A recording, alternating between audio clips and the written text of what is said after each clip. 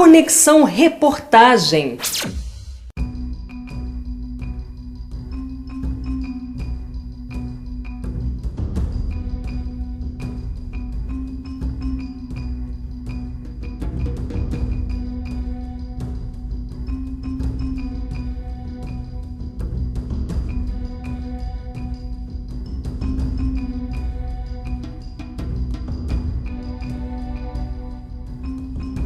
Ele era o maior circo da América Latina. Ele tinha assim quase que um jardim zoológico ambulante, com 5 elefantes, 3 ursos, leão, girafa, vários outros animais, muitos artistas.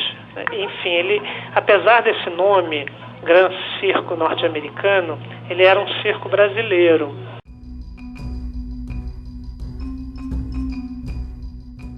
O incêndio acontece no clímax do espetáculo, que é na hora em que os 3 trapezistas estavam lá em cima, se apresentando, terminando a apresentação, fazendo aquele grande finale, e aí naquela hora em que você, mais um pouquinho, mais alguns instantes, e teria terminado a sessão sem menor problema. Só que naquela hora em que eles estão recebendo os aplausos, tinham acabado de fazer o seu grande número, a trapezista, que era ela, o marido e o outro colega, ela vê e fala, fogo.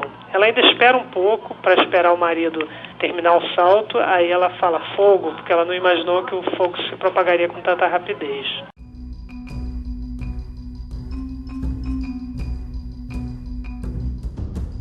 E aí o que aconteceu? A maioria das pessoas tentou fugir exatamente pelo mesmo local por onde entrou, que era uma reação instintiva e natural. Você quer sair por onde você entrou, nem reparou que você tinha outras maneiras de sair, como, por exemplo, a entrada dos artistas, que ficava escondido, ou por baixo da lona. Quer dizer, muitas pessoas fugiram por baixo da lona, mas a maioria fugiu pelo local onde entrou. Só que o que acontece? 2 grandes problemas. O primeiro é que essa entrada principal, ela estava fechada, tinha grades de ferro que eram retiradas no final, só que não deu tempo de retirar. Então as pessoas ficavam presas, tropeçavam nessas grades de ferro. E para completar, a mecânica do desabamento fez com que a lona caísse exatamente na direção dessa saída. Ela desabou ali naquela direção e as pessoas ficaram presas ali.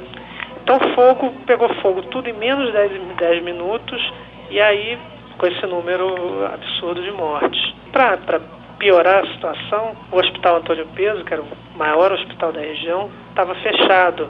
Os estudantes de medicina tinham fechado o hospital porque ele não tinha a menor condição de funcionar. Isso dias antes. Isso exacerbou a tragédia.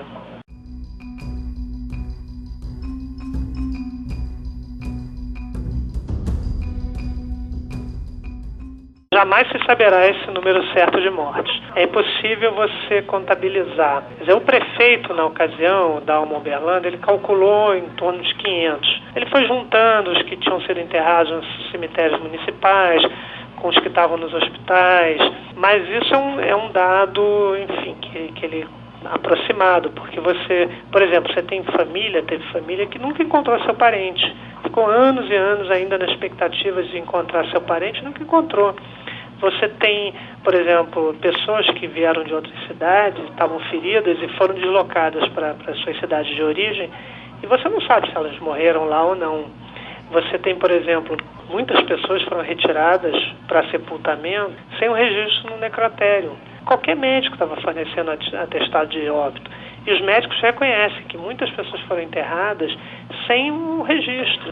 Porque vocês têm que imaginar que foi uma coisa tão grandiosa que a população não havia caixões e covas para enterrar as pessoas. Então a população teve que se mobilizar e de passar a noite construindo caixão e abrindo cova para poder enterrar. E teve que ser feito, inclusive, um cemitério na cidade vizinha de São Miguel, na cidade vizinha de São Gonçalo, cemitério de São Miguel, para poder ajudar.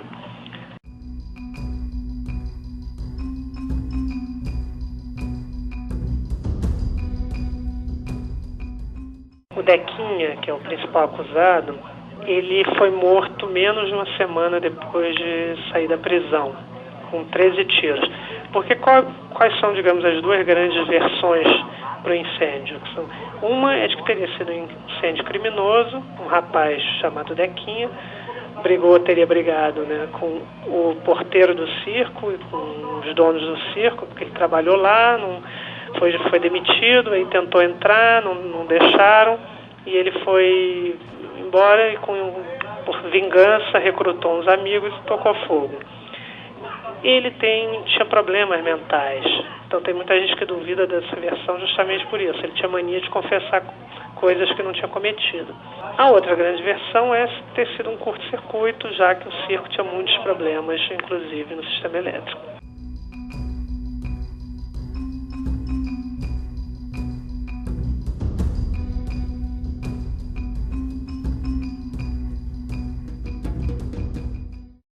Ele larga a mulher, larga a empresa e sai por aí peregrinando.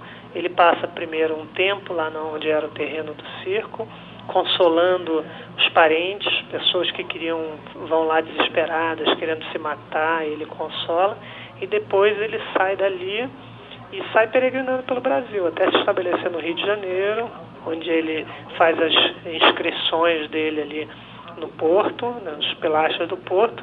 E ele hoje é uma figura que entrou no imaginário popular. Ele já teve música da Marisa Monte, do Gonzaguinha para ele. Enfim, o Joãozinho 30 fez um enredo de escola de samba para ele. É uma figura que extrapolou muito a questão do circo, mas que tem sua origem intimamente ligada ao circo.